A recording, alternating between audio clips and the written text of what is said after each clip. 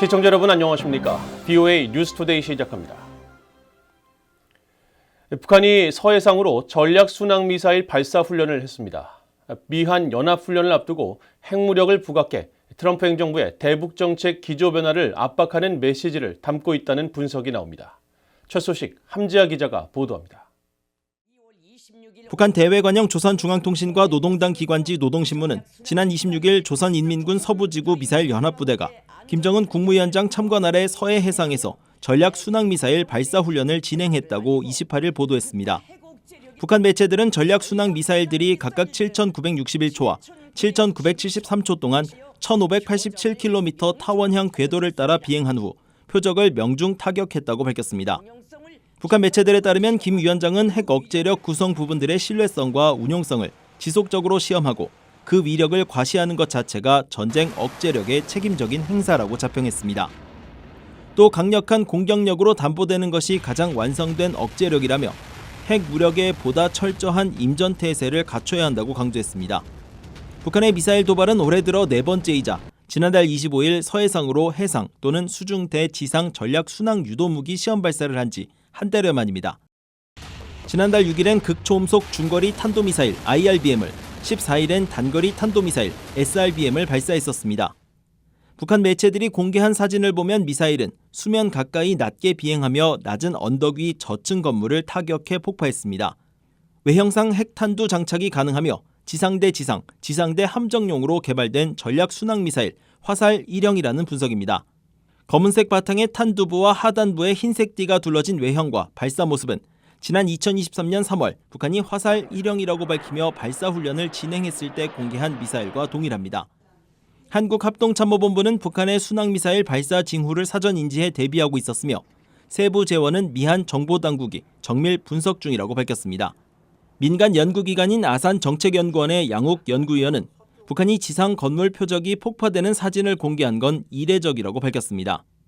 그동안 발사는 굉장히 여러 차례 있었는데 표적에 대한 파괴 능력이나 이거를 보여준 적은 그닥 많지 않았거든요. 북한도 이제 자신들이 이에 상당한 능력을 가지고 있다라는 걸 보여주는 거죠. 그러니까 사실상 이제 순항 미사일도 개발이 완료가 돼서 저런 정도의 정밀 타격까지 가능한 수준에 이르렀다라는 메시지를 전달하는 것으로 보여요. 한국국방대학교 권용수 명예교수는 북한이 이번 훈련 목적을 불의적인 화력 임무 수행 숙달이라고 밝힌 것으로 미뤄 해당 미사일이 개발 단계를 넘어 운용 단계로 진입했음을 드러낸 것이라고 분석했습니다. 또 서울대 통일평화연구원 장용석 객원연구원은 북한이 이번에 공개한 미사일 발사가 지상 플랫폼에서 이뤄진 훈련 성격이었던 것으로 보이지만 북한은 여전히 수상 또는 수중 발사 플랫폼 개발 과제를 해결하지 못한 것으로 보인다고 분석했습니다. 신포 쪽에서 만드는 잠수함뿐만 아니라 또 대형 함정들을 건조해야 되고, 그래서 남포 쪽에서 대형 함정들을 좀 건조하는 움직임이 있다라고 보도가 나오는 것들을 보면 어쨌거나 발사 플랫폼의 문제가 완전히 해결된 것 같지는 않아요.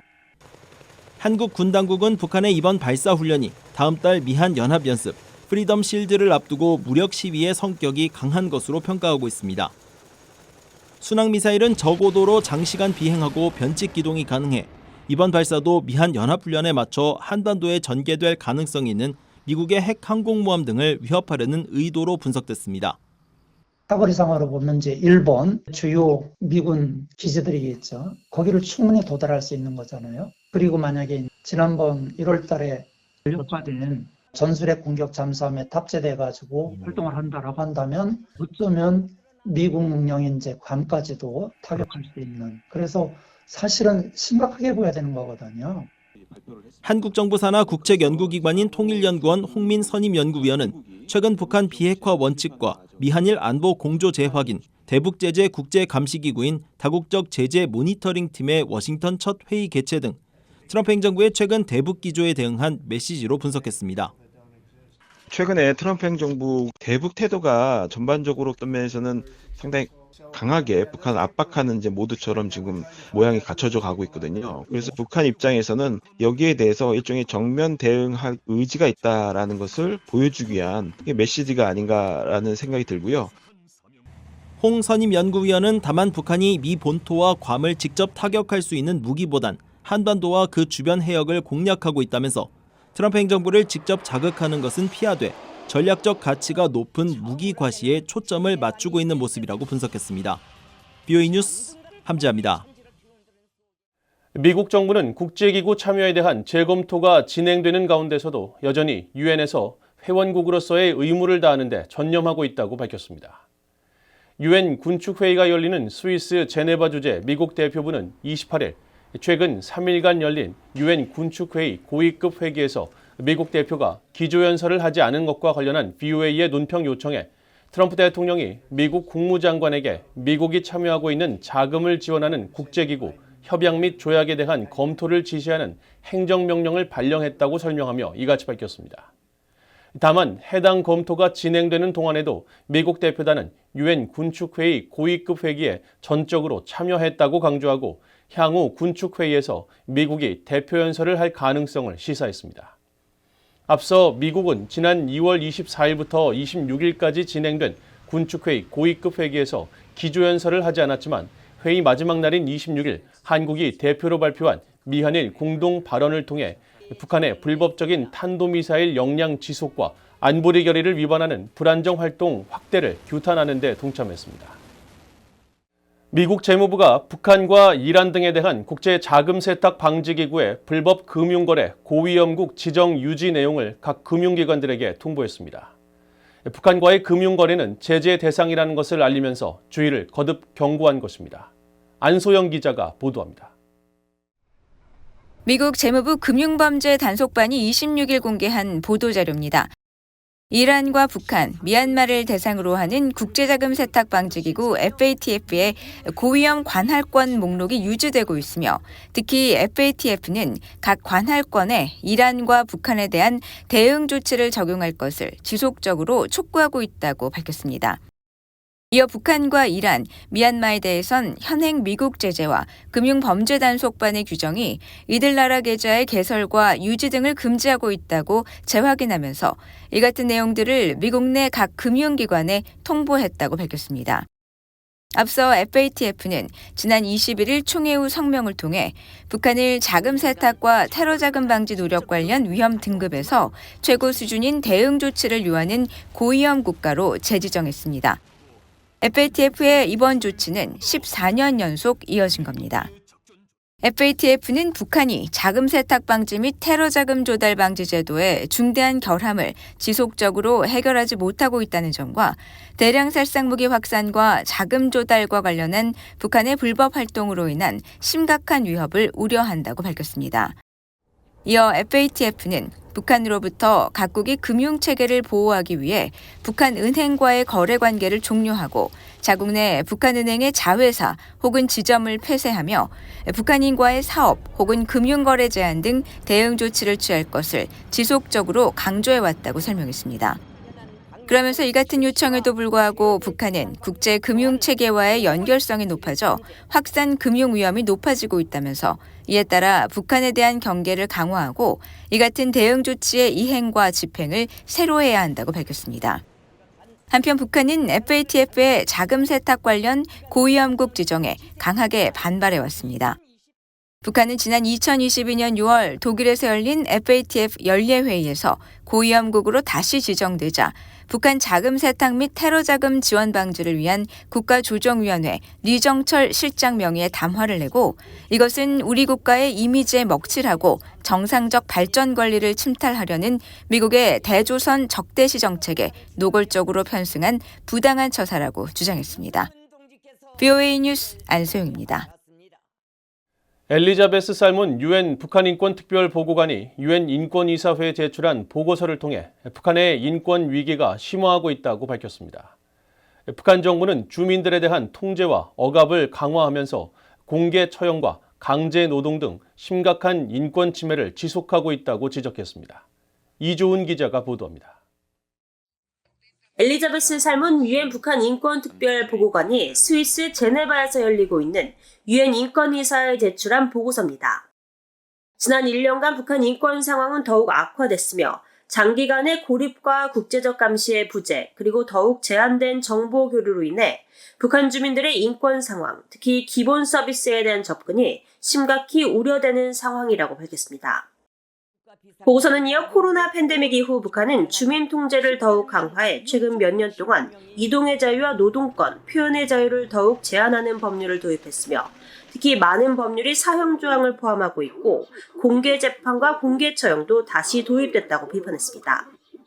중국에서 강제 송환된 두 여성이 공개 재판을 거쳐 즉시 처형된 사건도 명시됐습니다. 중국에서 강제 송환된 11명의 여성 중 2명이 인신매매 유흥업소 운영, 매춘, 그리고 인민의 존엄을 모욕한 혐의로 사형 선고를 받고 같은 날 처형된 것으로 전해졌다는 겁니다. 북한 정권이 식량 자급자족을 우선시하고 있다고 주장하는 것과 달리 북한 주민들은 만성적인 식량 부족에 시달리고 있는 점도 지적됐습니다.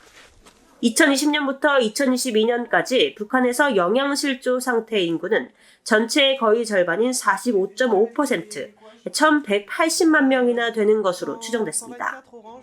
보고서는 이어 북한은 무상의료와 무상교육을 제공한다고 주장하지만 현실적으로 이들 서비스는 심각한 부족 상태에 놓여 있다고 밝혔습니다.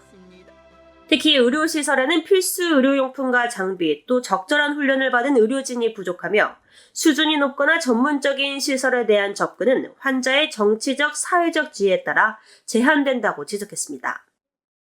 보고서는 일부 외국 외교관들이 평양으로 복귀했지만 유엔과 국제 인도주의 단체의 직원들은 여전히 북한에 접근하지 못하고 있다며 유엔이 제공할 수 있는 인도주의 및 개발 지원이 제약돼 북한 내 인도적 상황에 대한 독립적인 평가가 불가능한 상태라고 밝혔습니다. 북한은 유엔 북한 인권특별보고관의 활동은 정치적 공격이라고 주장하며 유엔과의 협력을 거부하고 있습니다. 유엔 인권이사회는 오는 3월 19일 살몬 보고관의 보고 등 북한 인권 상황에 대한 상호 대화를 통해 북한 인권 상황을 검토합니다. VOA 뉴스 이조은입니다. 미국의 전문가들은 한국전쟁 종전선언과 평화협정 체결을 촉구하는 한반도 평화법안이 미국 하원에서 재발의된 것과 관련해 북핵과 북한 인권 문제 해결이 선행돼야 하며 북한은 평화협정 체결에 관심도 없다고 지적했습니다. 에반스 리비어 전 국무부 동아태 담당 수석 부차관보는 27일 VOA의 관련 질문에 셔먼 의원이 발의한 법안에는 가족 상봉과 인적 교류, 긴장 완화 등 몇 가지 좋은 의도의 제안이 있지만 법안의 핵심적인 결점은 북한이 이런 것들에 전혀 관심이 없다는 사실을 이해하지 못하고 있다는 점이라고 밝혔습니다. 패트릭 크로닌 허드슨 연구소 안보 석좌도 VOA에 김정은 정권이 평화에 관심이 있다는 증거는 없다면서 종전선언이나 평화체제 문제에 대한 외교적 교섭을 상상할 수는 있지만 그런 슬로건들은 북한 핵무기와 인권 침해라는 근본적인 위협이 해결되지 않는 한 그저 허울뿐이라고 밝혔습니다.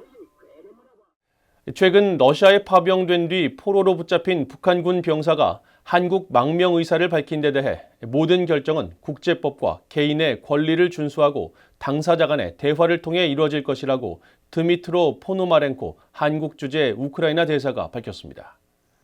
포노마렌코 대사는 28일 VOA의 관련 논평 요청에 북한 병사들의 생명과 자유가 위협받을 가능성이 있고 그들이 고국으로 돌아가는 것을 거부하면 우크라이나는 이 문제에 대해 국제 파트너, 특히 한국과의 대화 문이 열려 있다고 밝혔습니다. 또 우리는 어떤 개인도 박해를 받을 수 있는 곳으로 강제 송환해서는 안 된다는 원칙을 공유한다고 강조했습니다. 한편 포노마렌코 대사는 북한의 러시아 추가 파병 가능성을 밝힌 한국 정부 당국의 발표와 관련해서는 현재 우리는 이 같은 주장을 확인하기 위해 자체 정보 자료를 분석하고 있다고 밝히고 한국 정보 당국과 우크라이나 국방 당국 모두로부터 러시아가 북한군을 추가 배치할 계획이라는 경고는 받았다고 설명했습니다.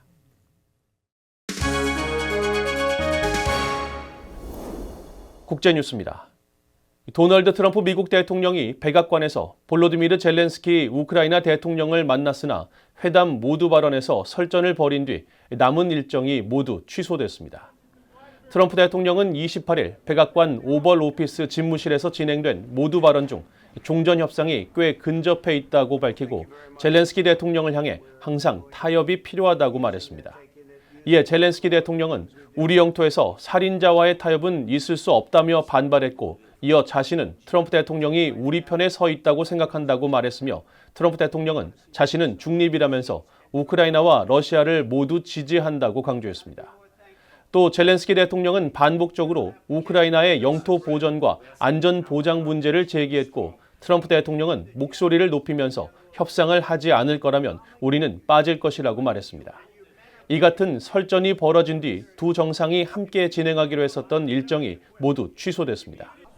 두 정상은 이날 히토류를 비롯한 우크라이나 광물과 기타 자연 자원에 대해 미국의 채굴과 가공, 수집 권리 등을 제공하는 협정에 서명하고 공동 기자회견도 할 예정이었습니다. 남은 일정을 취소한 직후 트럼프 대통령은 자신의 사회연결망 서비스 트루스 소셜에 성명을 올려 나는 젤렌스키가 평화를 위한 준비가 되지 않았다고 보며 그는 미국이 소중하게 여기는 오벌 오피스에서 미국에 대해 무례하게 행동했다고 밝혔습니다. 이어 나는 평화를 원한다면서 그가 평화를 위한 준비가 된다면 언제든 돌아올 수 있다고 강조했습니다.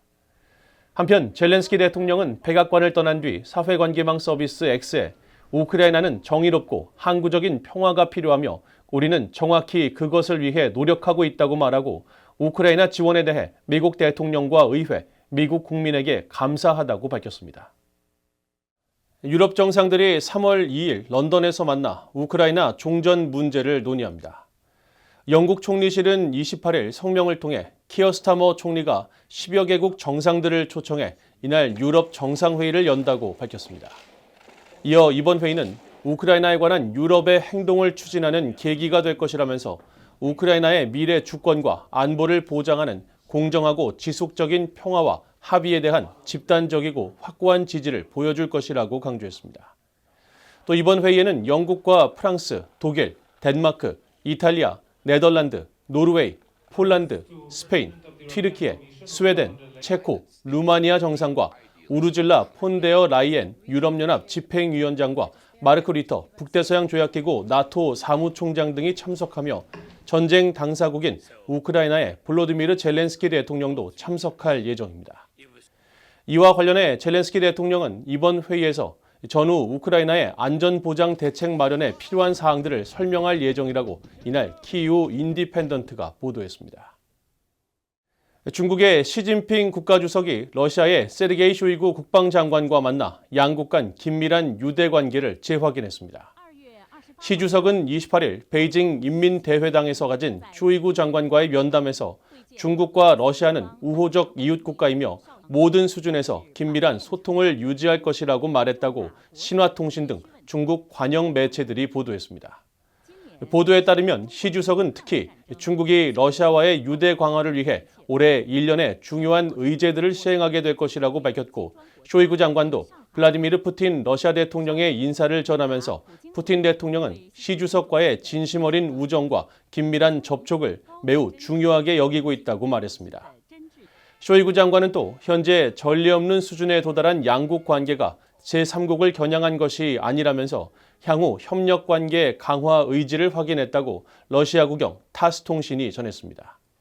시 주석은 지난 24일 우크라이나 러시아 전쟁 3주년을 맞아 푸틴 대통령과 가진 전화회담에서 2022년 2월 우크라전 개전 직전 약속했던 무제한적 파트너십을 재확인했습니다. 마르코 루비오 미국 국무장관이 태국 정부의 태국 내 위구르족 중국 송환에 대해 강하게 규탄했습니다. 루비오 장관은 27일 성명을 통해 태국 정부가 적법 절차에 관한 권리가 결여돼 있고 위구르족들이 박해와 강제노동, 고문에 직면해 있는 중국에 40명의 위구르족들을 강제 송환한 것을 가능한 가장 강력한 용어로 규탄한다고 밝혔습니다. 이어 태국이 유엔 고문방지 협약 등에 명시된 국제적 의무를 저버렸다면서 중국 당국이 위구르족의 인권을 제대로 존중하고 있는지 태국 정부가 계속 완전히 입증하라고 촉구했습니다. 앞서 품탐 외차야차이 태국 부총리 겸 국방장관은 27일 성명을 통해 태국 내 위구르족 40명에 대한 송환이 새벽에 항공편으로 이뤄졌다고 밝혔습니다. 유엔은 태국 정부가 10년 동안 구금하고 있던 위구르족들이 중국으로 송환될 경우 고문과 학대 및 회복할 수 없는 피해를 볼 위험이 있다며 송환하지 말 것을 거듭 촉구해왔습니다. 이상으로 VOA 뉴스투데이를 모두 마칩니다. 시청해주신 여러분 고맙습니다.